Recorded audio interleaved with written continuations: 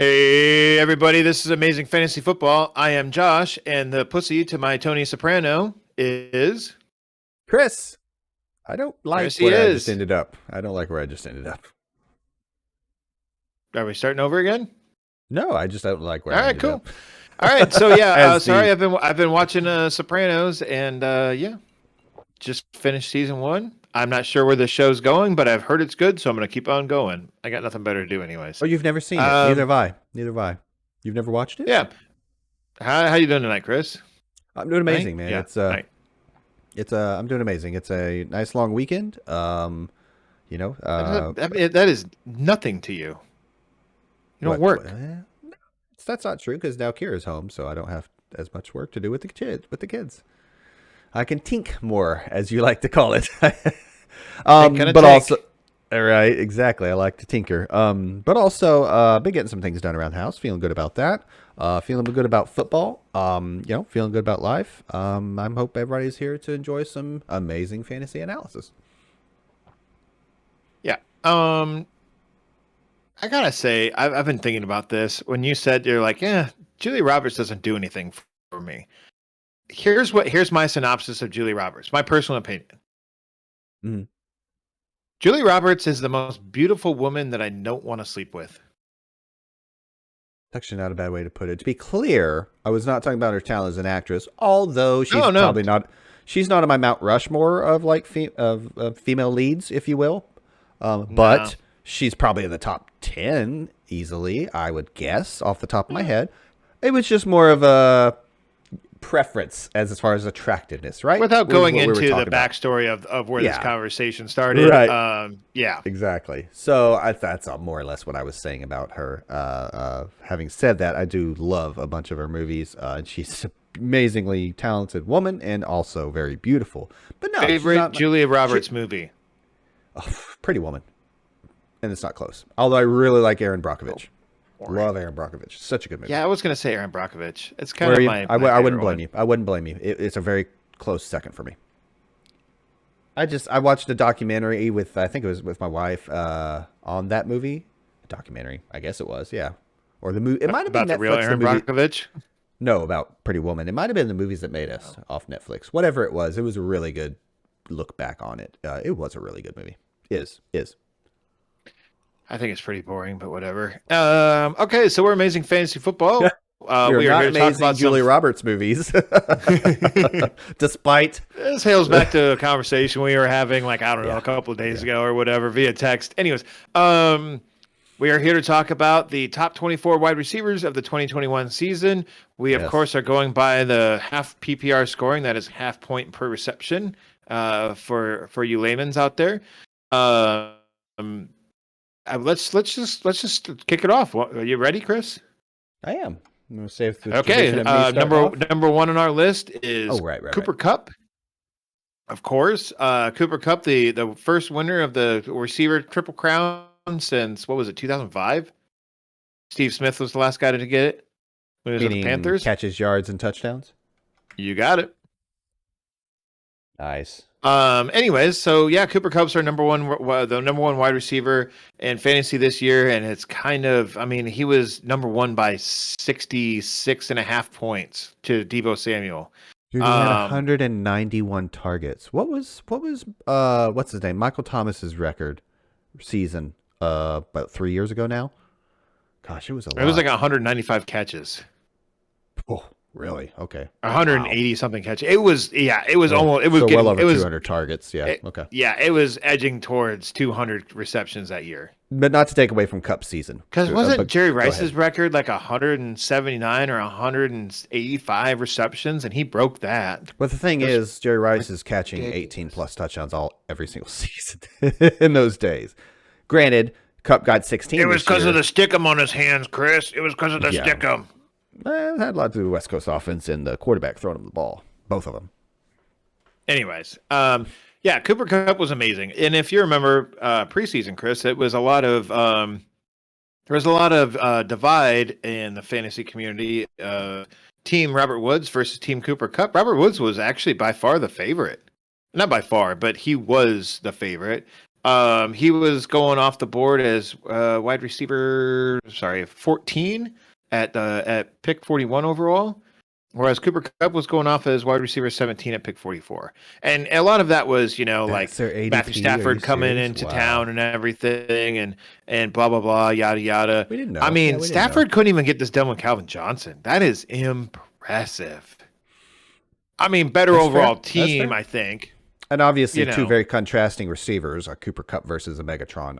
We get it, but yeah, that's a really good point, man. I'm a little flabbergasted by how well he did, but yeah, I mean, I was on Cooper Cup all the way. Like, I mean, just because of the we 2019 we were season, I was partial. very We were both biased. partial to him for sure, for sure. Oh, you were? I thought it was I had kind him of more above me, Woods. but Absolutely, I've always loved Cup. okay. I'm not All trying right. to revisionist history. I recall us I both think you are. preferring him. I think you were higher overall on Cup. Mm-hmm. You had him higher in your receiver rankings, if I recall. But no, I definitely had him over Woods. Oh boy, you're gonna make me bring that up, aren't you? Nope. Okay. Let's just call it a day with Cooper Cup. Like, he's great. He's gonna Yeah. be next season, man. He's probably gonna be in like the top 5, 7 picks in pre-draft rankings for people. Mhm. Like, I don't know if he's gonna be able to repeat what he did this year. I mean, it's pretty Assuming special he, what he did this year. I guess the Pretty question special. is he the wide receiver one in draft time next year, or is it Davante Adams? It's gonna be Cup. You think so? Oh yeah, yeah. I mean, I'm a fan. I can't argue against it, but I feel like the The fact consistency that he was is there sniffing with that wide Adams. receiver one in 2019 before he kind of Yeah. Yep. Nope. I'm there. I agree. I agree. I agree. and I then just think now he did it this year. I can't blame somebody for going Adams either. But hey, we don't know I what's don't going to happen either. with Rodgers. But We don't know what's. Yeah. Let's not get in the woods. Yeah. let's not get ahead of ourselves here. Number 2 on our list is Deebo Samuel, and this is the first guy that I wanted to talk about, of course, because Chris, I think you know why, because he helped the little dynasty team that could punch above its weight class and knock out the reigning champ, Keith, in our dynasty league. So the day after that was more or less done, like I pretty much won the championship. I literally walked outside of my building the next day, and I heard someone yelling out, "Kingslayer, Kingslayer!" And I was like, "That's me. I'm the Kingslayer." I Good then point. found out that my very hard of hearing neighbor was watching Game of Thrones, and they were talking about Jaime Lannister. Screen television. Yeah. Anyways, I mean, how good is that nickname, Kingslayer? That's a It's freaking great. awesome It's good name. That it's is a great nickname. not Anyways, not just to let's show the name, but also hey, Slayer. yep. Let's get back into Deebo here. Like a lot of players this season, he was a bit of a tale of two halves with Deebo, only in a little different way with Deebo, as opposed to didn't have a lot of production in one half and had great production in another. It was more of a in the first half of the season, like literally you can split the season down the middle with Deebo. If like the first half of the season, he was averaging he never had more than 2 rushing attempts per game, but then in the back half, after the 49ers running back Steve was pretty well depleted. I mean, this is after what's his face? Raheem Mostert went down. Elijah Mitchell, who was a very early kind of breakout for him. The rookie there was doing well. Who's that other guy that you were really? Trey Sermon was kind of not like a bust, but like just wasn't playing up to his No, yeah. what people thought his potential was going busty to be at this point. It's hard to argue. Yeah. And then Jeff, what's his name? Jeff Wilson got injured very early on too. So Deebo Samuel after that, like starting in, I'm sorry, what is it here? It is starting in week 10, man. He was then averaging, he was averaging, in the first 8 games he was averaging 3/4 of a rushing yard per game. And then after that, he was averaging 5.88 rushing yards per game or attempts per game. Yards per attempt. Is that what you're saying? Oh, I'm sorry. Yes. Attempts per game. Attempts per Yes, game. attempts per game. Attempts per game. you, I sorry. have all these stats written down wrong. I fine. have the right numbers, but I I have knew the where you wrong were going. association. Yeah. 5.8 So like is for nothing to example, sneeze at. in Yeah, week 12, And that's an he only had average. yeah. So in week 12 though, he only had 4 targets, 1 reception for 12 yards, but then he had 6 attempts for 66 yards and 2 rushing touchdowns. So, Yep. Deebo, great.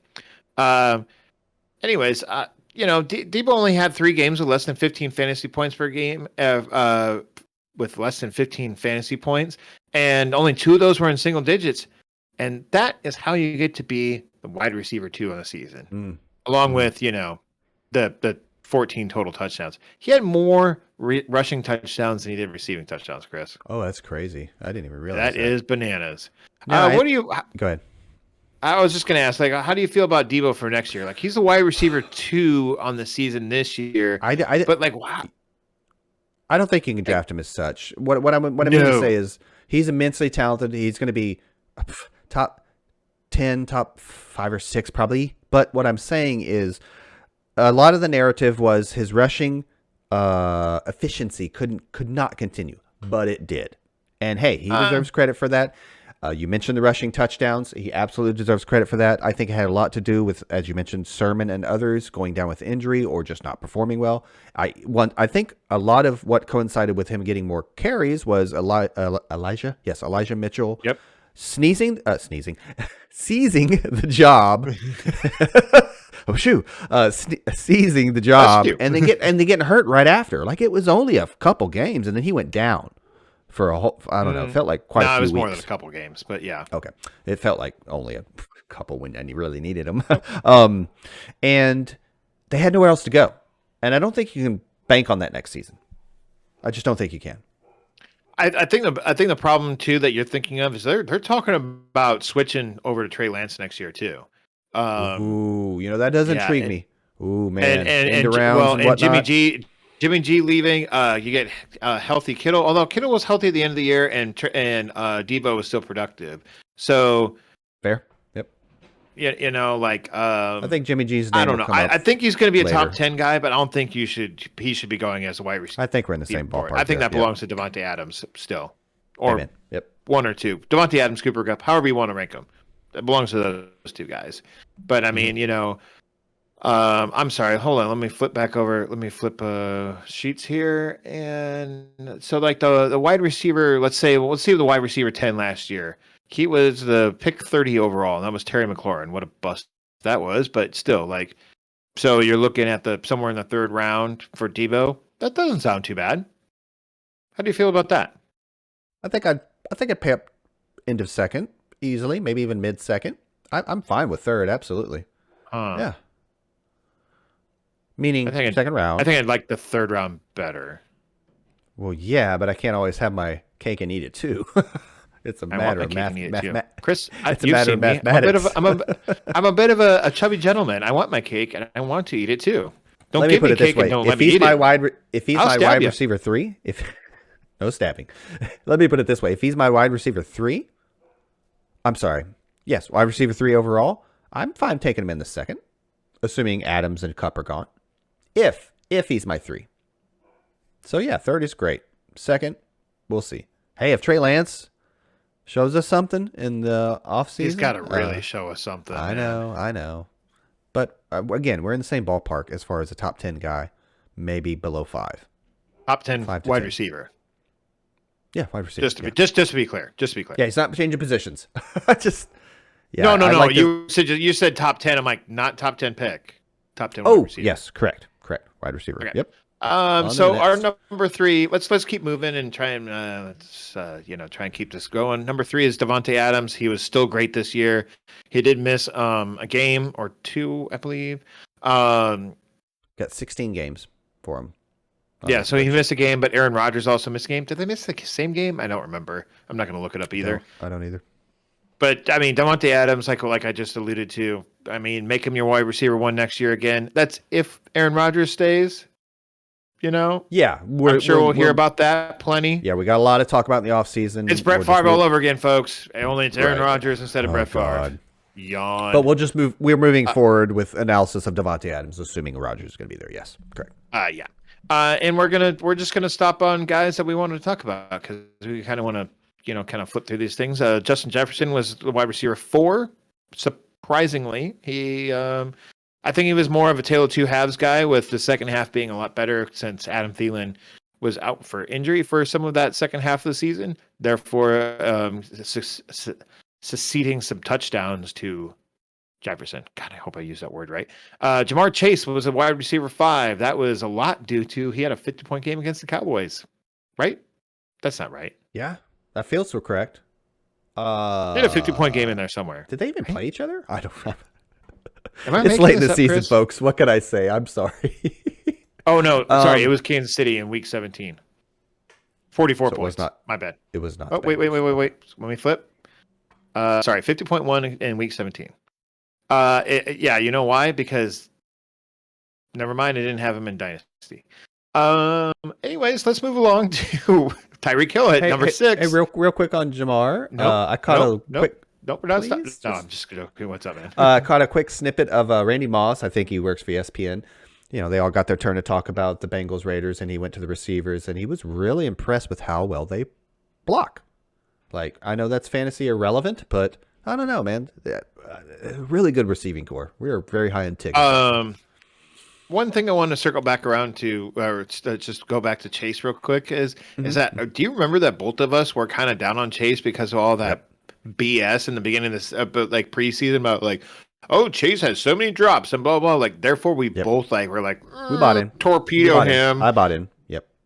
I mean, not to a ridiculous degree, but we definitely didn't draft him because we lowered him quite a bit. I picked him up but he was available in like free agency in almost every league I was in, outside of Dynasty. Wow. You know, like right at the begining of the season. You mean, like undrafted? Yeah. He didn't get drafted? Oh, I mean, it's a 10-team work league, I guess, but wow. No, it was like even in my 12-team work league, he wasn't available. We weren't that low on him, to be clear, but yeah, we were low enough to where we didn't draft him in most places. Yeah. Anyways, on to Tyreek Hill at number 6. It was kind of a down year for Tyreek Hill. He did play in he played in all 17 games. Even though he kind of didn't in there in one after like having COVID or testing positive or something. Patrick Mahomes definitely missed a game. That's for sure. Anyways, better days ahead for Tyreek Hill. He's going to be a top 5 wide receiver next year, probably. He'll probably slide into the top 5, whereas Divo Samuel will probably slide out, right? Yeah. Cool. Yeah, I would think so. On to Stefon Diggs, the Buffalo Bills wide receiver at number 7. He played in all 17 games, but it was just a down. Man, does it feel like he was a wide receiver 7? Like, no. He was so there's a lot of pedestrian that it was ridiculous. Mm-hmm. I mean, he averaged. I'm sorry, I don't have his points per game. My bad. I didn't put that in the spreadsheet. Anyways, where we're at? Hill. Oh, I have Or no, Diggs. He's averaged 13.8 points per game. There you go. Sorry, I was pulling that up. Mm-hmm. Mike Evans. He's the wide receiver 8. The Tampa Bay Buccaneers wide receiver, of course. I know why. I started looking to Evans and I got really bored. But Evans, he's here, but he was just.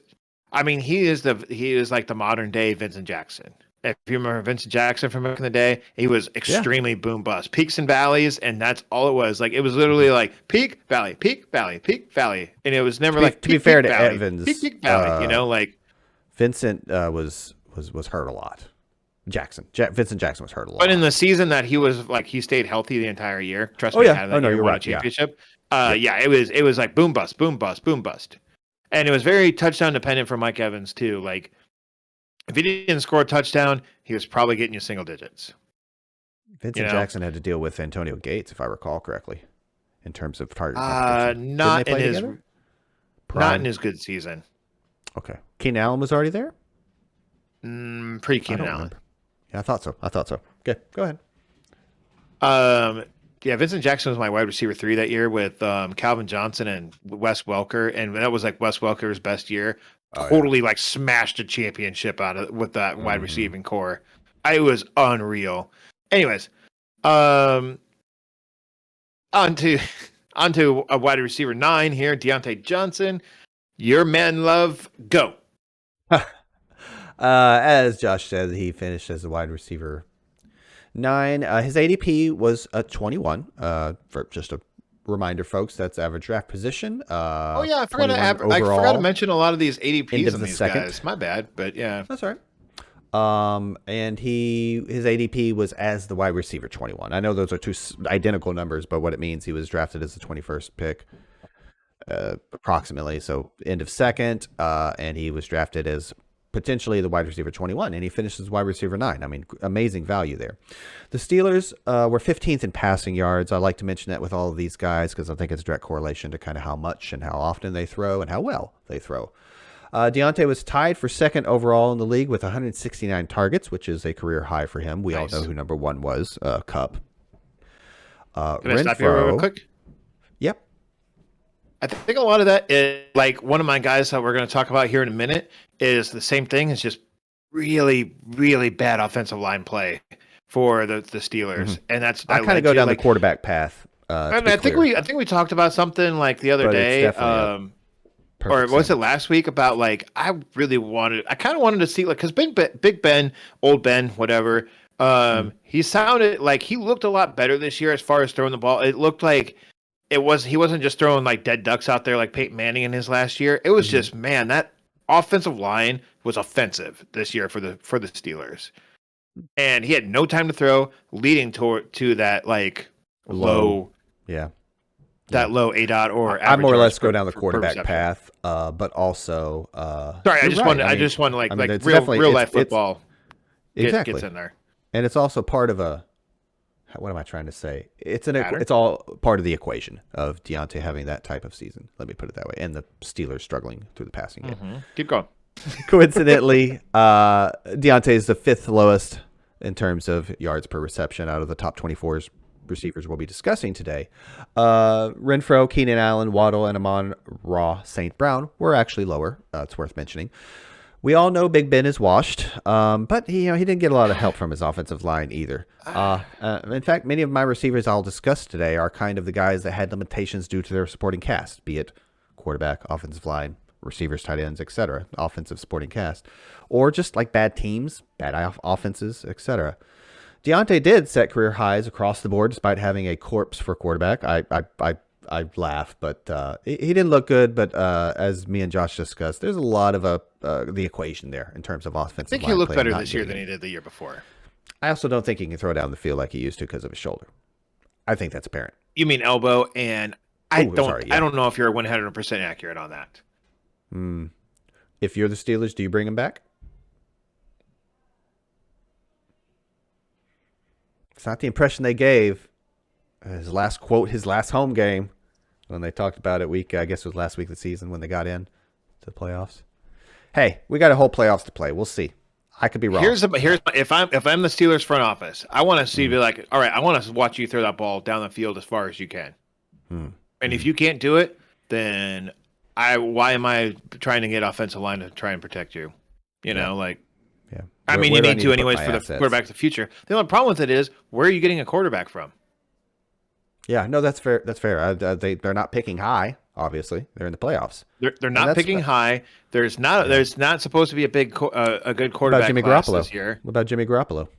They could get Jimmy G, and we discussed this last week, didn't we? Like Jimmy G could fit for Pittsburgh. Yeah, I'll bring him up again later because a lot of my receivers have this kind of theme. You just think he's super handsome. Oh, he's so dreamy. Right. A lot of my receivers have that theme of, again, limitations at the quarterback position or offensive line, supporting cast. I think Deontay's a really talented receiver, and I think he could be better. But again, like I said, he set career highs.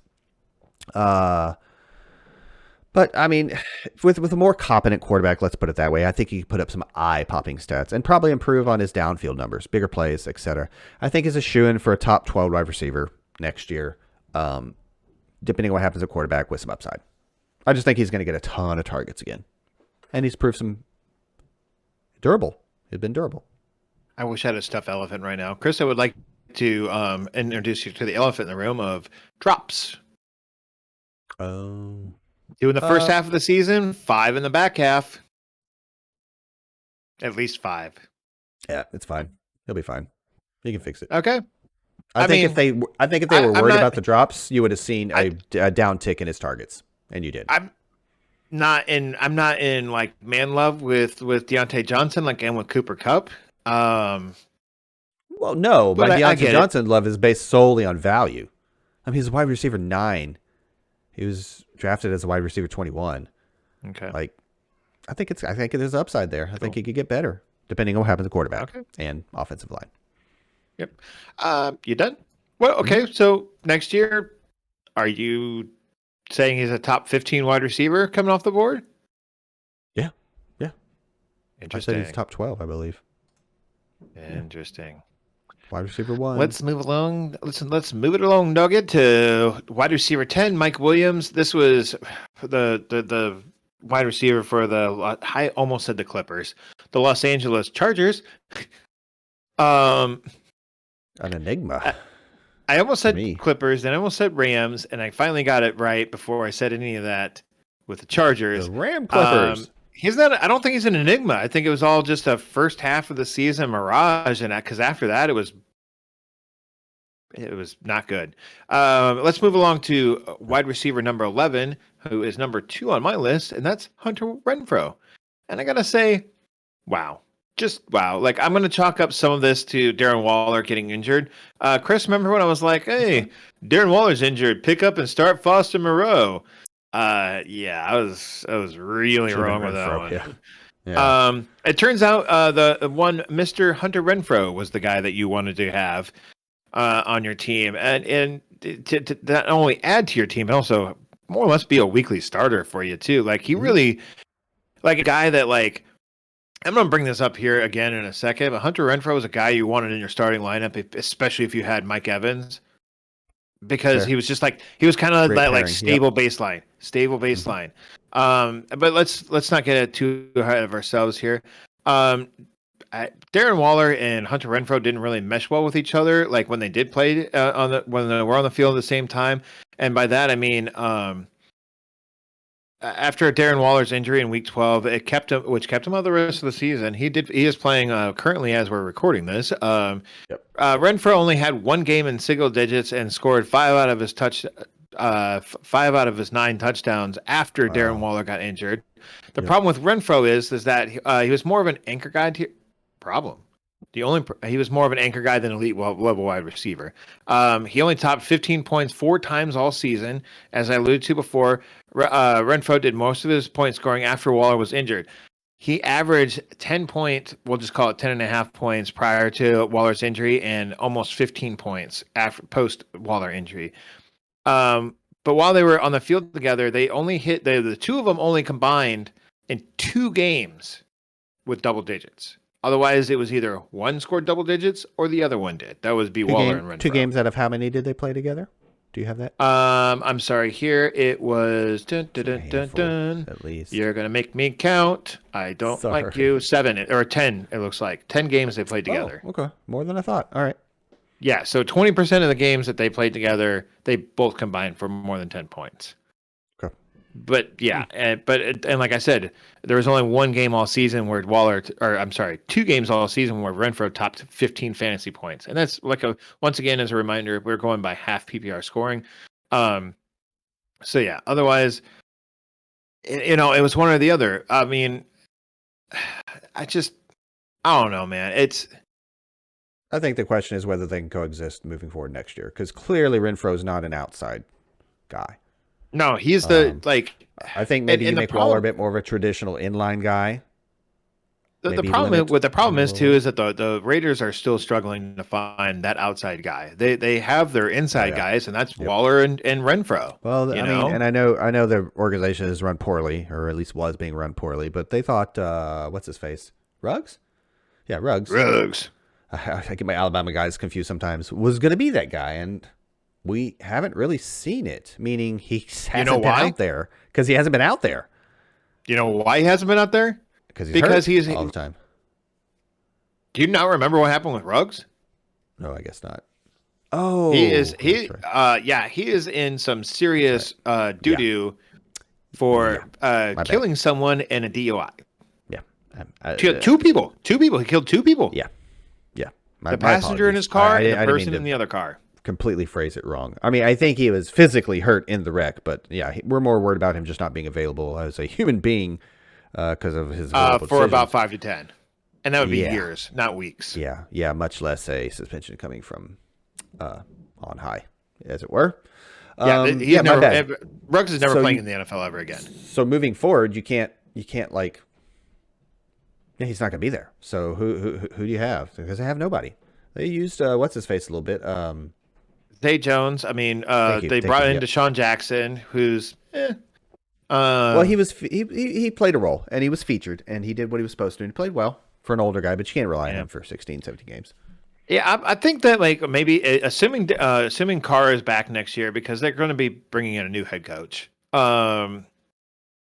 Which I don't know. Once again, where are they going to get a quarterback other than it's? I mean, this is a prime time for Jimmy Garoppolo to be hitting free agency if the 49ers let him. Like it's prime. Like Oh, you I got think two Carr's teams, there. at least two teams that are looking for a quarterback right now. At I have no least idea two. what Carr's contract situation is, but I assume if he's due for a contract, they'll give it to him. I maybe I'm too high on him, but I think Carr's as good I as think they he's can been get. dealt a bad hand over and over and over again with Exactly, the and I think he's Raiders. yeah, exactly. I have a lot of hope that he can turn it around. Don't get me wrong. But He makes some questionable calls, but yeah, but so do a ton of other quarterbacks. League, not like probably more than half. not Carson Wentz. For Eh, no one, for people listening to this, I am making an awful face, and I hate Carson Wentz with a It's so passion. funny you brought up the Colts because you're wearing a Colts sweatshirt. You brought up Kingslayer earlier, and I'm wearing a Game of Thrones t-shirt. I didn't notice it till you were done with the conversation. I didn't was even like, oh my notice it god, either. I'm wearing a Game of I Thrones just wrote that shirt. joke in my notes. Yep, I'm the guy who wore the shirt to the concert or whatever. I guess we both are. Anyway. Yeah. Anyways, all right. Let's keep moving along here. Mm-hmm. Hunter Renfrow, assuming Derek Carr is back, I don't see why the coaching staff can't feature him, Waller, and Renfrow, and just kind of do a West Coast style, like a hybrid West Coast, whatever. Like A lot of you don't have the underneath. greatest offensive line. You need some short dinks and dunks. That's what Derek Carr's good at. He's the king of dink and dunk. So why not? Anyways, let's keep moving along to get along, little doggy. To DK Metcalf. He's our wide receiver 12. Once again, he is. I mean, him and Tyler Lockett are actually back to back here. They're I was gonna separated say you might as by well just discuss them both at the same time. they're separated by what 1.9 points. Oh. Mm-hmm. I don't And a know. game. They're And a game. it's Russ. I don't like the Seahawks right now. I don't like the Seahawks. I don't like Pete Carroll. I want Pete Carroll to go away. They actually average the same points per game. They just I think DK just was a disappointment, and we're worried about what's going to happen moving forward. In a nutshell, that I quarterback or want head Pete Carroll to be coach. gone, and I want them to bring Yeah, in a new head coach that's going to feature Russell but there's Wilson no in his guarantee passing that it's game. going to be a. I mean, for fantasy, maybe that works, but there's no guarantee that's going to work in real life football, and therefore the guy's going to keep his job for long. Who knows? I don't want Carroll either. Let me be clear. Hashtag I'm fire just saying, Carroll. a lot of question marks. A lot of question marks. I know. Let's move along to Keenan Allen. He's our wide receiver. DK Metcalf was our wide receiver 12, and Tyler Lockett was 13. Lockett was a really great guy to have on your team, kind of like in the same vein as Mike Evans, in the sense that he is just boom or bust, and that's what Tyler Lockett is. He's shown that year in and year out. He is boom bust. He is the guy that you want on your team, and probably a guy that you want like as your wide receiver 3 if you can swing it with one of your other two guys in your wide receiver starting rotation to be a stable guy, a Hunter Renfrow, a guy we're going to talk about here in a second. Did we skip over Keenan Allen? Where is Nope, he's Keenan next. Allen on this list? He's next. Oh, he's next. Keenan Allen, like you want a volume receiver to be the rock in your wide receiver core, and you want a Tyler Lockett to be your shoot for the moon guy and hope that you hit. That's how I like to construct my fantasy rosters, at least, especially at wide receiver. I like having a boom bust guy that's going to score me big. I like having a solid foundational guy, and then I try and have an elite wide receiver in there somewhere. Hopefully, Yeah, hopefully. that's what I try and shoot for. Anyways, number 14 on our list is Mr. Keenan Allen of the Los Angeles Chargers. Chris, why don't you take it from here? You talked about your man love for. Why am I doing this voice? No idea. I talked about your man love for Deontay Johnson. Well, that is just the tip of the wide receiver love iceberg. And Keenan Allen is everything underneath the water. So take it away. Keenan Allen, all right? Is that what you're saying? I respect and admire Keenan Allen from afar. That's all I'm going to say because I don't know where I was going with that.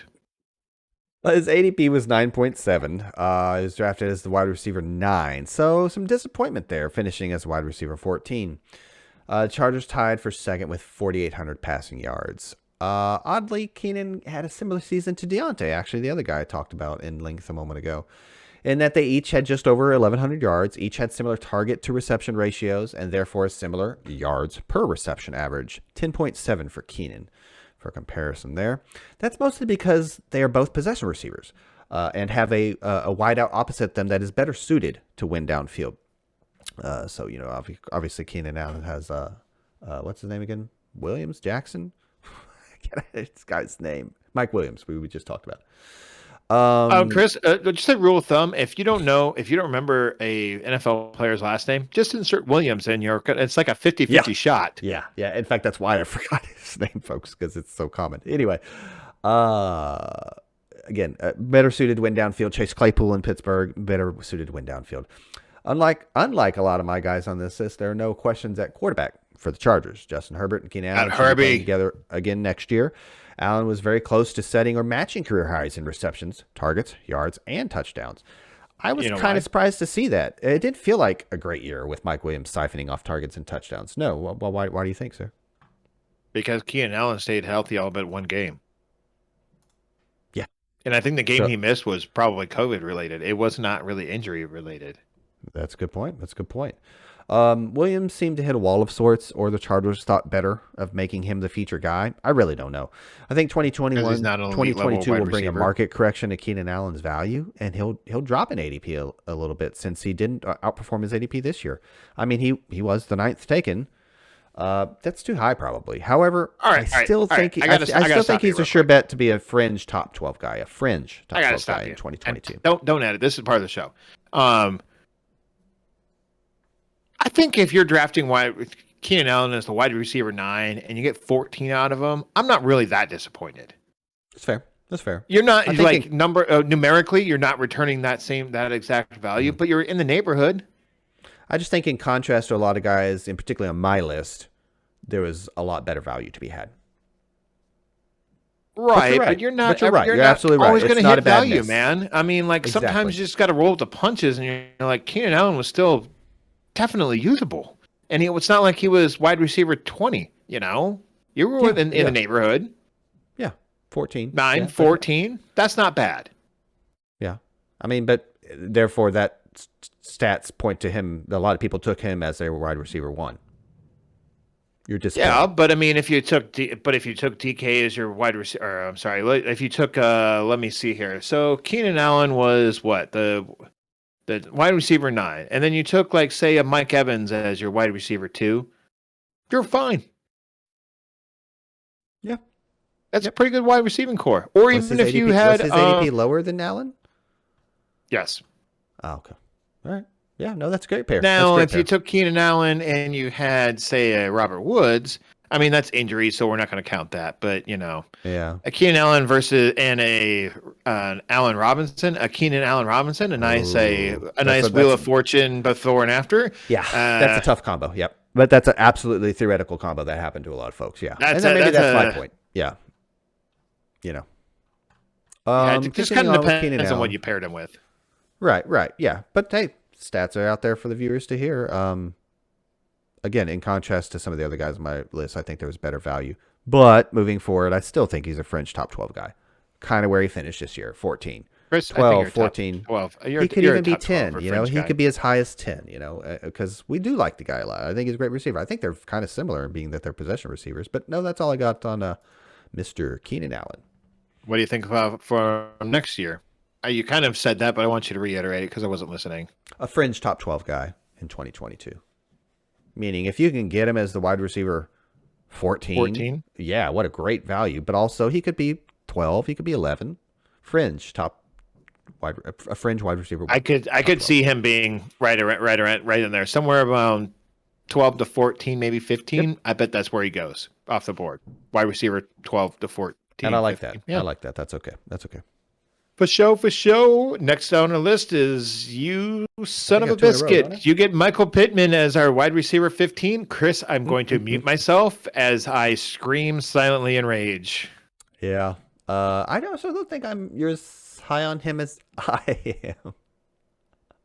That's very believable. I absolutely think he's not muted. That was very believable. Oh, he did. Wow, did you actually do that? Now I can't hear you at all. I'm going to continue on for sake of recording time. Oh my God, I don't know what he's doing. Michael Pittman Jr. Finished as wide receiver 15. His ADP was 46, which would have put him at wide receiver 45. So, hey, again, going back to the point earlier about Keenan Allen, I have a lot of guys on this list that presented great value this year. Colts. Maybe even more moving forward. The Colts were 26th in passing yards, so there's that. We don't feel very great about the Colts passing offense at the end of 2021. Pittman is a much better example of more of a big play guy with a better yards per reception average as opposed to those possession guys we've talked about of 12.3. With a big frame of 6'4", 225, Pittman is trending kind of like an actual number one wideout. With the way the season ended for the Colts and the lack of endorsement from Chris Ballard, the Colts GM, for Carson Wentz, I bet we see a new signal caller in Indy next year in 2022. Now, Pittman wasn't a Heisman-level college producer or anything like that. In fact, he really didn't break out till his senior year, so there is some concern there. But he has the frame, he has the bloodlines, and between his stellar 2019 college production and this past season, with more opportunity, when he got more opportunity, he has shown me enough to believe he's the Colts number one next year, though they absolutely need a better number two and a tight end or two while they're at it. Now, again, a lot of my wide receivers today have question marks at quarterback. It could be an upgrade or not, but I think Pittman and others have shown the traits in production in a less than ideal situation to stand to improve greatly in 2022, given a change at quarterback, and therefore great value in your 2022 fantasy drafts. I think I see him kind of as where he finishes next year.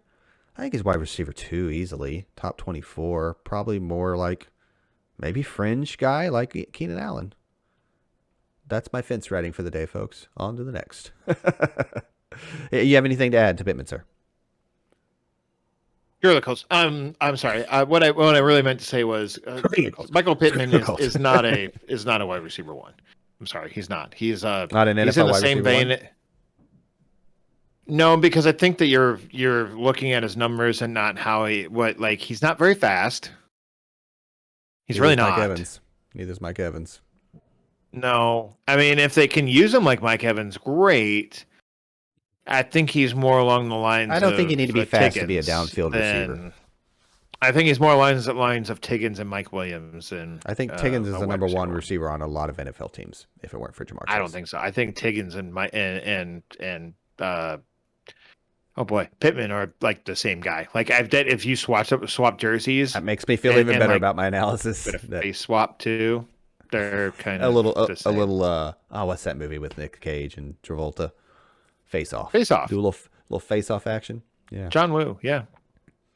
No, I think he'd be an NFL number one. And as far as I know, I have heard the drama already about Chris Ballard and blah blah blah. Carson Wentz, he didn't play great the last couple of weeks of the game of the thing, and you can edit this out if you want. But he did not play great in the last couple of weeks of the Colts. But it wasn't. Football is a team sport, and the defense also let that team down immensely, especially in Week 18. Jags, right? So you can't dump that all into Wentz. And they gave up a second and a first for this guy who at times has played rather okay. Well, for sure. We talked about it on the show. Yeah, we can't gloss over that. That's fair. I think if you give him some better pass catching options and the offensive line gets a little bit better, because it wasn't the elite Colts offensive line as the 2 years before. Mm-hmm. Despite what Jonathan Taylor did. I mean, they already have Wentz under contract already. So why not keep him around? You're already paying him. You already put draft picks into him. I'm gonna invoke his name. Why not bring in some cheap competition? Bring in some cheap competition and see if you can't get something better. As a Colts fan, would you rather have Carson Wentz back or Jimmy Garoppolo next year? Wentz. I disagree.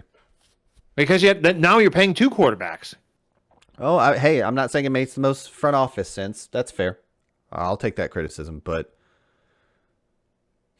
I think they've got a window with this defense, this offensive line, and this running back, and they I think need their window somebody is to probably do it, bigger than what and they you need think. somebody to do a better job of steering the ship. And hey, they only got Rivers for a year or two. Was it 2? It was 2, right? One. Thank you. Okay. There's not a lot out there, though. You're right. There's not a lot of places to find quarterbacks, but that's where I stand. Who we got next? Did you like my silent screaming there? Next on the list is I hated I your think it's nodding and reacting in silence while I was talking and reading. Though it was yeah. very You have distracting. a real. But I finished. I did okay. It was on purpose. I was trying to see if you could finish. Early on, I was like, "Is he? It's what? You want to say something? No, he doesn't want to say this." That's why I struggled. I was waiting for you to finish. No, you were. I know. It's funny. On to wide receiver 16 on our list. Speaking of upside. Here is Mr. Jalen Waddle, the guy that I gotta say, man, I'm super impressed in this guy, man. He's the only rookie on my list, but I am enamored with what Jalen Waddle did this year. What a rookie receiver class, man! Holy cow. There was 2 guys, and the rest of them I kind of don't care about. Kind of not great. Yeah, that's fine. Name another wide receiver other than Jamar Chase and Jalen Waddle. Monroe St Brown. Okay, screw you. Name a 4th wide receiver than Monroe St Brown. Rookie, my list is running short here, sir. I don't have one. Okay, then. So in your face and slightly into mine too. I like I said, I'm enamored with Jalen Waddle on this year. Like, and to expound upon that, I mean, I love how the Dolphins use him this year. I don't know why they got rid of Brian Flores. I know that there's been some. There's been a lot of rumors flying around why they got rid of them, but kudos to Brian Flores or whoever, or their offensive coordinator, whoever came up with this game plan. Coming out of college, Jalen Waddle was more of a deep threat type receiver. He's only 5'9" and a $190. Like, the guy ain't huge. Like, the thing is that like I always like to look at NFL.com's what is it, Lance Zierlein, who does the rookie or the upcoming rookie like write-ups, and he does player comps and does his like game film analysis on them and everything. I'll just use that one because I've been using it for all these Ion things, and this is probably a one of the guys that I'm kind of backdooring an Ion real quick on it, like once they release all that all 22 game film. But you know, like he's not big. He's not your Calvin Johnsons, your DK Metcalfs, but this guy's got some game, dude. He has got some game. The Dolphins used him as more of a wide possession receiver this year, and I have a sneaking suspicion that that's a lot due to their god offensive line. And I mean, you know, like I looked at PFF, like they like literally like 2 days before I wrote this up. PFF released their offensive line rankings. That's ProFootballFocus.com. And the Dolphins were dead last overall. And one of the reasons was their pass blocking. And so here's an idea, though. Like, instead of Jalen Waddle, which definitely, like, just this, like, maybe, you know, let's pass, here's Miami Dolphins. Like, let's get Jalen Waddle and pass on a potentially all-pro tackle, Penei Sewell, to get a wide receiver. And to the Dolphins' credit, and probably Brian Flores and their offensive coordinator, who I didn't bother to look up, or I didn't write it down. I don't remember his name. Their wide receiving core would have been atrocious without Jalen Waddle. But Jalen Waddle was also not very good without Tua either. In the 4 games without Tua, there was 4 this year, unfortunately, Waddle was averaging 8.3 fantasy points per game. But with Tua, it was 13.38 fantasy points per game. Once again, half PPR scoring. And he only got 6 touchdowns, but man, I remember looking this up. If you bump that 6 up to like 8 or 9, he now sneaks in from wide receiver 16 up to like almost a top 12 wide receiver. So that's not bad. And once again, back to Lance Zierlein's like write up on and his like NFL player comp. He put Jalen Waddle as maybe he could be like his NFL player comp, Tyreek Hill. maybe Waddle will be the next Tyreek Hill, but he needs to put some more muscle on his mass. Like, like that didn't make it a lot of sense, but you know what I'm saying. Muscle on his frame. Mass on his He's muscle. he's already shown he's got the hands, the field awareness, kind of the route running Absolutely. too, to be the short yardage receiver. But I'd like to see the Dolphins beef up their offensive line a little bit. And if Tua's going to be their quarterback moving forward, Tua can throw the ball downfield. It's I not a agree with you. question that if he can, it's that is he going to have time to do so to get Waddle stretching that field a little bit more. I think we've already seen this year that Will Fuller was a bust. He was on a 1-year deal with the Dolphins anyways. He's probably not coming back to the Dolphins. I don't think they still have Devontae Parker under contract. Okay. I don't think they're bringing Will Fuller back. Will Fuller to the Colts? Yes, please. Anyways, I like to see that. I like to see that. Some more legit, like I said, some more legit protection. One more thing is that I already said this. Waddle was better with Tua than Jacoby Brissett. Just saying. Moving forward with Waddle, as far as he was the wide receiver 16 on this season. Like I said, I would like to say that he is going to go there right around that area next year too. Like, unless there's going to be some like groundbreaking news changing thing that, I don't know. Like, I just think wide receiver 16 is about perfect for him next year. Probably might slip to maybe more like a wide receiver 20, get some guys that were injured this year, come bounce back and yada yada. But like I was saying about like Hunter Renfrow or a Keenan Allen, like if they're going to use him in short yardage situations, that makes him a rock and an anchor in your wide receiver core, and that's a guy that I want in my wide receiver core, a possession wide receiver. Think Wes Welker, only with touchdowns. What was the guy after Wes Welker? Star Wars? No. Or the next slot guy? He just retired not too long ago. What is his name? Edelman. Julian Edelman. Yep.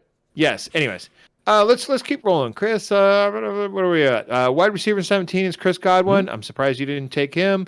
Wide receiver 18. I'm surprised you didn't take CD. Right. Let's move, but let's make a pit stop on DJ Moore at wide receiver 19 for the Carolina Panthers. DJ Moore was ADP 21.3, end of the second, and the wide receiver 22. So right in the ballpark of what you paid. Although I can stay at least. What? For me? Where are you getting your ADP from? Fantasy Pros. That doesn't seem right, does it? He's wide receiver 21.3, and overall he was 54. What? Okay, apparently I'm reading the column wrong. My apologies. I think so. I think you labeled your columns wrong. No, it's straight from the site. That's cool. I didn't pull that Just into keep a going. spreadsheet. Just keep going. Panthers ended up 29th in passing yards. To be honest, drink.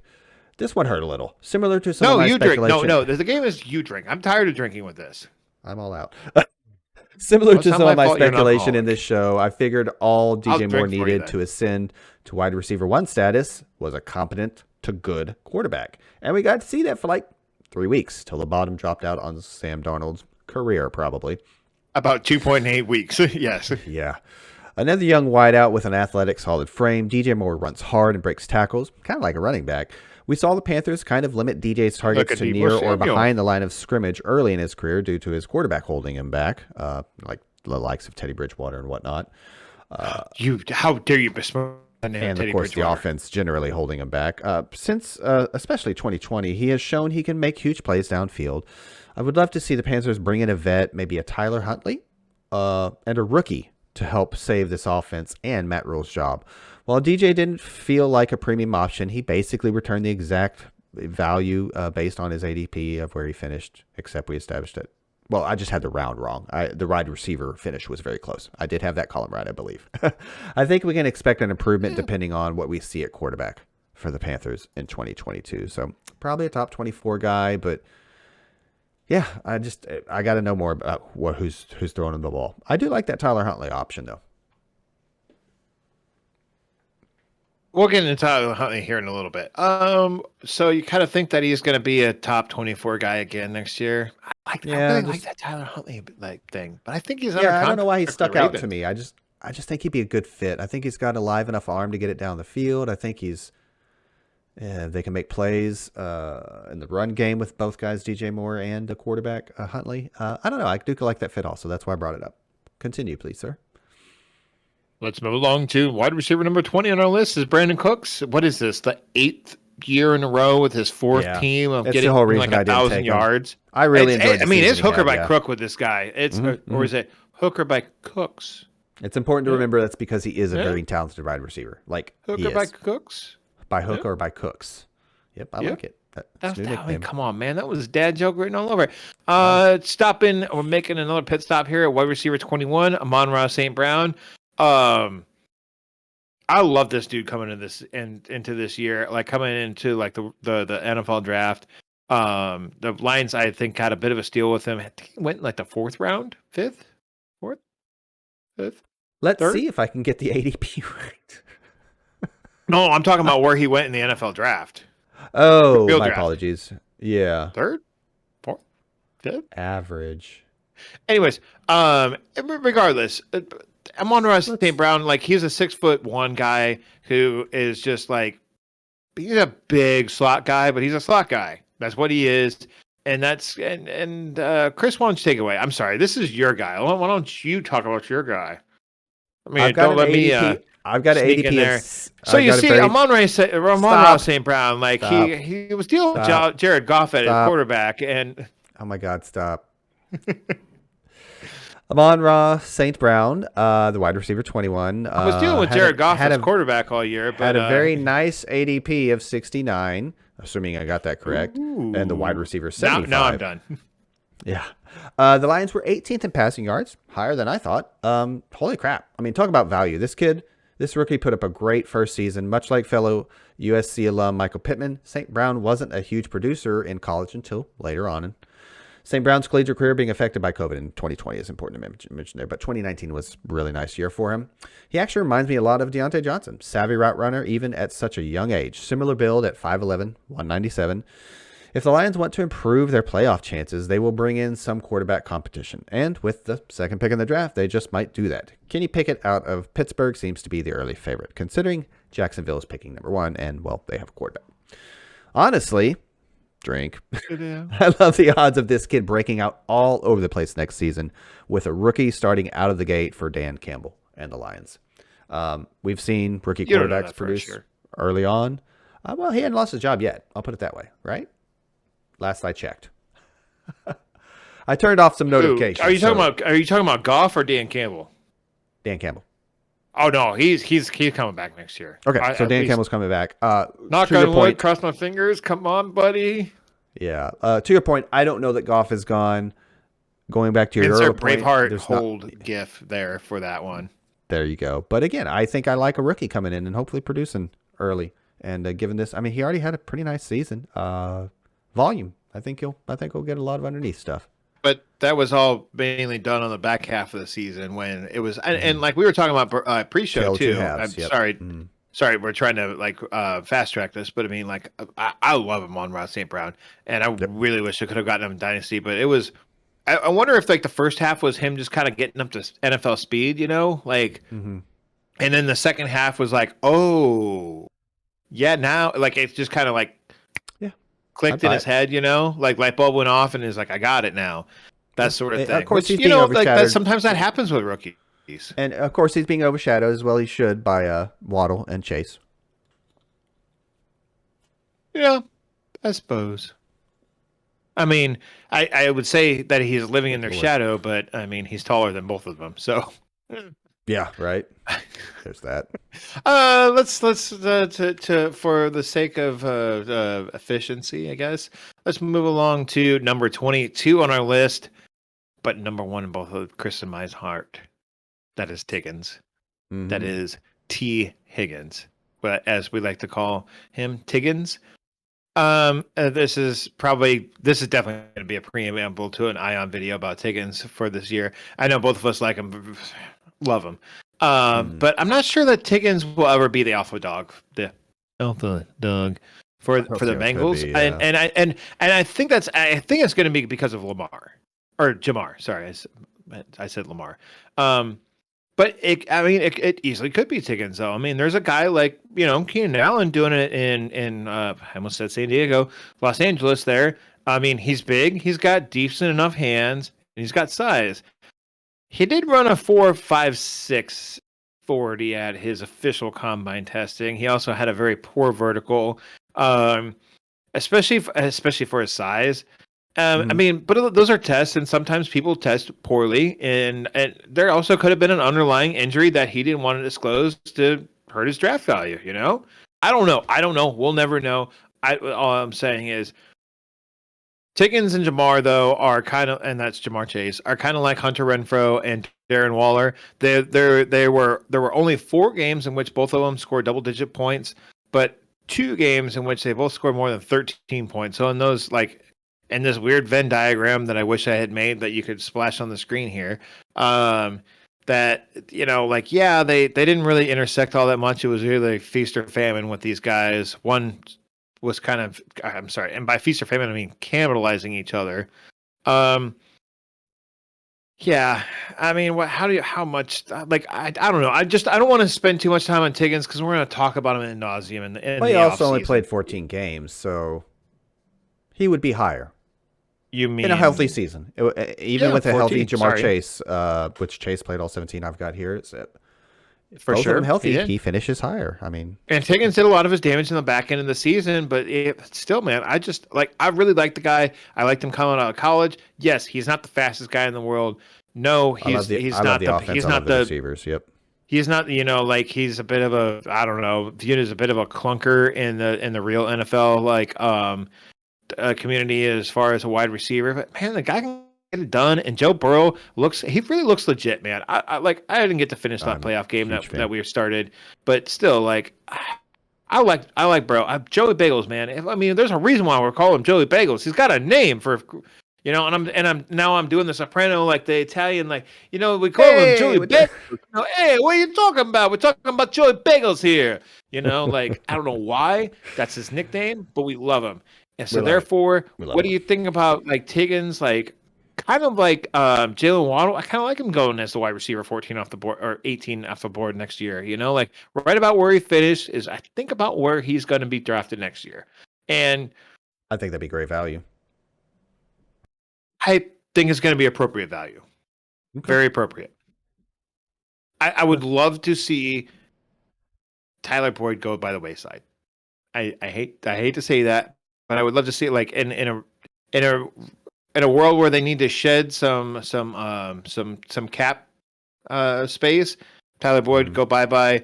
Higgins, Jamar Chase. For context, Tyler Boyd, wide receiver 31 on the season, 9.4 fantasy points per game. Dude, dude, I mean that's balling right there. With I think you're gonna have some similar conversations this offseason. You're having 3 top Dallas 36 receivers. Wide receivers off the same team, and 2 in the top 24. Top 20. I think there can be some similar conversations like we had about Dallas this offseason. Dallas receivers this offseason. In hindsight, didn't work out so great, but I think you're going to be people talking about. But some of that was injury, though. Fair. Yeah. Or COVID, whatever. Fair, yeah. And Amari Cooper's. And he barely missed the list. Anyways, let's move along to number 23 on the list. And my last guy, and that is Marquise Hollywood Brown. I mean, dude, Brown started out the year on fire. Yeah. Frustrating. Through his first 8 games, only 2 games with less than 16 fantasy points. He was great. He was part of the reason why he had everyone going, Hollywood, and then he was a dud in week 10 and followed that by missing week 11, and he never really bounced back after that. I mean, he didn't have a single double-digit fantasy point. Some of that was due to Tyler Huntley coming in and everything. I think a lot of it was the emergence of Mark Andrews. Yeah. Which we will be talking about next week. We are definitely going to be talking about Mark Andrews next week. Oh yeah. And a lot of Mark Andrews touchdowns, but that's how a lot of Hollywood was getting his points too. He only has 3 games over 100 yards receiving too. Lamar Jackson actually was better statistically than Tyler Yep. Huntley as far as throwing the ball. Yep. But there was some struggle there for Lamar for, I don't know, a few But weeks. but I mean, if you watch, I don't know, man. I watch some of these games with Tyler Huntley, and because I'm a slave to what network television shows me because I'm not rich and I can't afford the NFL Sunday ticket. Um, so I'm a slave to what I have to watch on regular TV. But Tyler Huntley looked okay, even though his numbers might not reflect that. And Tyler Huntley going to Carolina, okay, Regardless of where he okay, ends up, whether he stays or I think he played himself into a shot at a job, at a starting job. A shot. yeah. Doesn't mean he So gets I it, but mean, a shot. I don't know. I like one other thing is, do you remember it was like week 3? I'm like, is Sammy Watkins the wide receiver 1 for the Baltimore Ravens? He's out snapping Marquise Oh, Brown, was he at the and time? he's has more receptions than Marquise Brown, and he has more targets than Marquise Brown. And I was And just then like, he pulled a Sammy Watkins and disappeared, yep, I guess. Yep. Yeah, he's just not that good, dude. yeah, he's Oh, that not. was a fun period in time there for like 4 or 5 seasons, it feels like. Dude, Oh my I'm not gosh. buying it. I'm not buying it Nope. anymore. Nope. I'm done with Nope. you, Sammy Watkins. I am I officially haven't drafted quitting him for Sammy 3 Watkins. I'm years or quitting something. Sammy Watkins like I quit smoking. Just There you go. done. Well, let's quit the show, but not before we mention the last guy. Real quick before we move on to last guy, Oh, my what apologies. do you think about Marquise Brown going I'm not a forward for fan. next year? Generally speaking, I'm not a fan. He plays an offense I that want to doesn't drop him feature out a of wide my top receiver. 24 for next year. Yeah. You give me a good, decent value, round 36 or I don't know. Yeah. Round 36. What No, drafts are you doing that you're drafting 36 rounds? down to like wide receiver 36. Oh, Just okay. because that's the chart I had in front of me. My apologies. So, yeah, at the appropriate round, maybe a top 36 guy. Yeah, fine. But generally, I'm not going to chase him. Generally, he doesn't end up on rosters because I don't like that he plays for an offense that is so very much untraditional and features a running quarterback and a really, really, really good tight end. I mean, throw him up there with Waller and Kelsey in terms of targets. It's just, they run the offense through him in the air. So I'm not the biggest Marquise Brown fan there is. I know you're not, but I think he's okay. So if he were to be wide receiver 36 off the board based on this year's ADP, which was Devo Samuel, hell of a What? return in value. Yeah. Um, Wow. yeah. Anyways, Devo went as pick 82 overall. So that'd be like, that's somewhere in like the 7th round, I think. Feels Yeah, right. 7th. Um, yeah, that's not terrible. Like I'm willing to shoot it. I'm willing to throw a dart in the 7th Well, you got to round think for about him. attrition too. We've got guys that finished outside the top 24 that can almost be guaranteed to be back in it next year, like an AJ Brown. Okay, maybe not Thielen, but Let's we're getting yep, ahead of yep. ourselves. Let's finish off That's the a good list point. one more time. One more time. Last guy on our list, Chris. My guy. Darnell Probably Mooney. should have covered him. Darnell That's fair. Mooney. Probably should have. Yep. Wide receiver for the Chicago Bears. But it didn't Darnell feel like a Mooney. top 24 season. Oh, not Nope. really. No. Not at all. I think Fields This was the prefers first him. year that I was making a hard transition to no PPR leagues either. So I'm a little jaded by that, I guess. I don't know if that's the right word. Anyways, let's go with before we get into next year's thing. Let's wrap it up real quick. Wide receiver 1, Cooper Kupp. 2, Deebo Samuel. 3, Davante Adams. 4, Justin Jefferson. 5, Jamar Chase. 6, Tyreek Hill. Then Stefon Diggs at 7, Mike Evans at 8, Deontay Johnson 9, Mike Williams 10. Number 11 is Hunter Renfrow. 12, DK Metcalf. His teammate Tyler Lockett at 13, Keenan Allen 14, Pittman, that is Michael Pittman of the Colts at 15, Jalen Waddle of the Dolphins at 16, Chris Godwin 17, CeeDee Lamb at 18, DJ Moore at 19, 20 Cooks, that's Brandon Cooks for the Texans, 21 our boy Monroe St Brown, 22 our bigger boy T Higgins or Tiggins, 23 Marquise Hollywood Brown, and 24 Darnell Mooney. Just wanted to recap. Didn't do that last week with a running back. So just a quick rundown of the top 24 that we just covered. Next year, guys that you're looking that could be in it next year in the top 24 wide receivers. AJ Brown, I mentioned a lot of injury, obviously there. Devonta Smith might ascend. Yeah, might ascend into the top 24 there. Devonta Smith for the Eagles. Okay. I'm not gonna. Well, I guess I'm gonna mention him. Thielen, maybe, but hey, health again, and what is his contract situation too? Yeah, I don't know. He's getting up there in age. We all know that, but he's still he's like 31 now. Threat. But he's still playing pretty decent. Does it feel like Adam Thielen's 31? I'm sure he's every bit of 31. Absolutely. Maybe even 32. Does it feel like he is? Yeah. Do you feel it? Do you feel the 31? Well, he had a slow start to his career. He's got a couple more years. He's set in Minnesota. Yeah. McLaren with a change at QB. I don't know. Maybe they bring back Stu Beard. Yeah. Maybe we're wrong. Maybe he could have helped. I think you're missing one of your guys here, Chris. You're missing one of your guys. Cooper? Yep, there it is. I avoided Dallas receivers on purpose. I'm not gonna sugarcoat it. I know. I don't know what to tell you guys. I don't know what to tell you guys. It's a great NFL duo, or should I say at one point a trio of receivers. And hey, look what Cedric Wilson did. But I just don't have. Golden Schultz. Cooper was disappointing. I was wrong.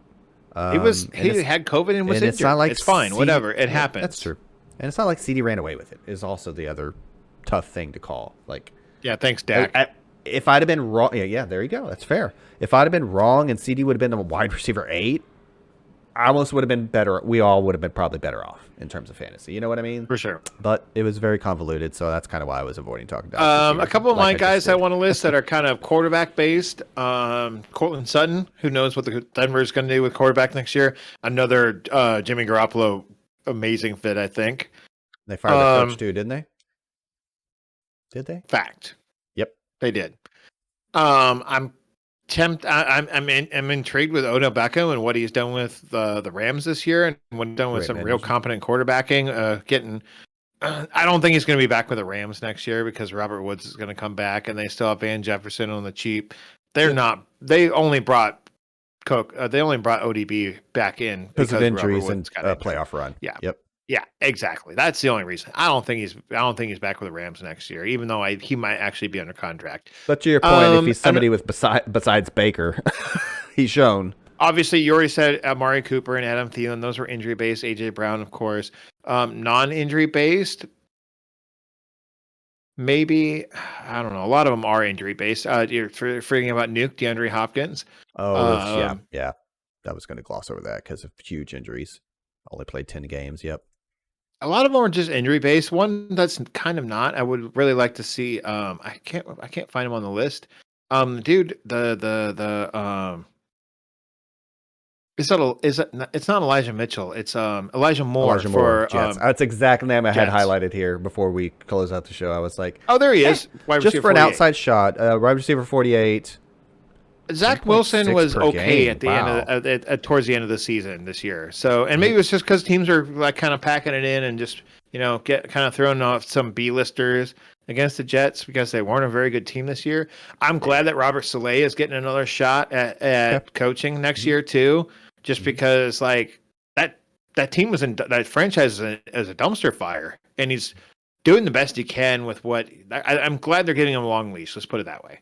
I love Darnell Mooney to return to wide receiver 24 with and maybe Allen Robinson returns to the Bears. I hope he doesn't. I hope he goes to the Colts and helps Carson Wentz, but I don't know. Let's call that a wrap. How about that? Let's do it. We have been Amazing Fantasy Football, of course. I am Josh. That guy over there is Chris, and we will be back again next week with at least tight ends. Maybe we'll do tight ends, quarterbacks. Maybe we'll just do a small tight end and a small quarterback show. I don't know. We're going to talk about it after this. How about that? Until next week, though, if you're listening to us in podcast format, you can check us out on them. Just go to YouTube and search for Amazing Fantasy Football. And if you're watching us on YouTube, just check us out wherever podcasts are available. Spotify is always like I don't know. It's kind of my preferred place nowadays for podcasts. I could care less about Apple Music or whatever they're calling their platform that keeps continuously changing names. Really? Until then, and Google Podcasts is, well, it's Google Podcasts. Until then, peace out.